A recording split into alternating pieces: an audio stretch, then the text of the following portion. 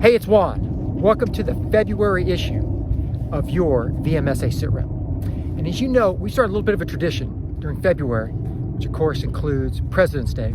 We always film this segment here at the Washington Monument and honor one of our colleagues who has received the medal that bears George Washington on it. Of course, I'm talking about the Purple Heart, which was first presented by General Washington during the Revolutionary War, and bears his likeness today. It's awarded to those injured or killed in action in the U.S. military in hostile action. And one such colleague here is our own Chris Calla, who is Roslyn-based. What level are you? Senior consultant. He's a senior consultant. He's a Army Ranger, and in April of 2004, he was a brand new first lieutenant in Iraq, about 2 years out of commissioning at ROTC in Syracuse. And walk us through what happened in November 4 of 2004. So in November of 2004, I was assigned to a rifle platoon, and we were assigned a route clearance mission for IEDs. That night, we went out to inspect the roadways and ensure that the roads were safe for logistical convoys and for friendly forces, to include the Iraqi National Army, National Guard at that time. And on the way back from our mission, returning to base, our joint convoy of American and Iraqi forces was attacked by a complex IED, 3 separate IEDs. The lead were 155 millimeter artillery shells with the equivalent of a couple 500-pound surface laid bombs in the middle, and then the bookend was another 2 155 millimeter mortar artillery shells. 5 of you in the Humvee, all injured. All injured. Fortunately, I was the only one that had to be evacuated. The officer that I was there to replace, that was actually his second injury, second Purple Heart that night. You made your way through the level 3 facilities in Iraq and ultimately back to Germany. Correct.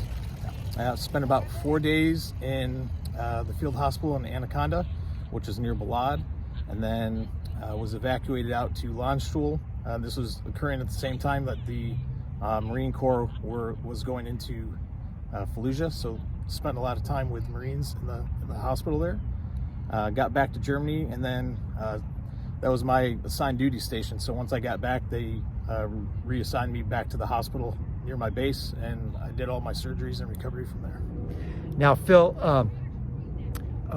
you recovered really well, and there's still some metal in your body, but you told me you can safely make it through an airport magnetometer now. Yep, no issues with the airport, no issues with the MRI. So I've had a few of those over the years, but nothing long lasting. Now, your story takes an incredible twist. Eventually you make your way stateside. You're back home a few weeks later in Jamestown, New York. Correct. Jamestown, New York, hometown. Hometown Lucille Ball. Hometown Lucille Ball. And your mother gathers the extended family a few days before Christmas. Correct. Tell us about Don Beebe. My grandfather, Don Beebe, also born in Jamestown, was 17 when World War II kicked off, got his parents' permission to enlist in the Marine Corps early. And by the time that he got out to the Pacific Theater, he was very shortly injured thereafter. He's a Marine. He's a Marine. Injured on the island of Bougainville.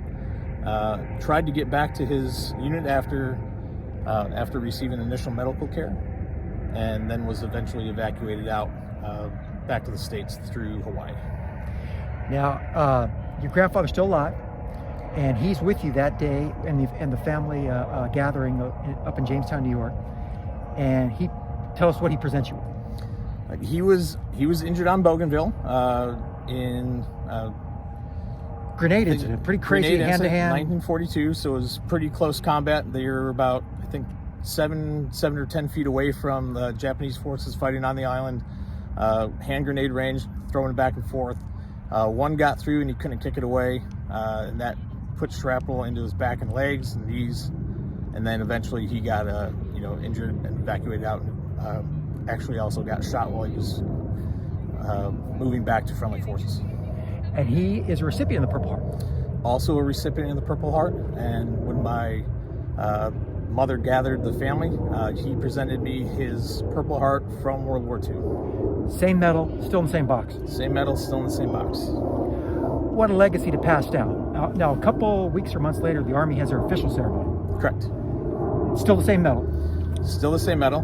So there's actually a pretty good story to that. So one of my good friends was the adjutant at the time, so he's helping to coordinate the medal ceremony. And when the battalion commander picked up my medal and presented it to me, he did a double take with the adjutant to make sure that they were presenting the right medal, because it was a little worn from 1940s.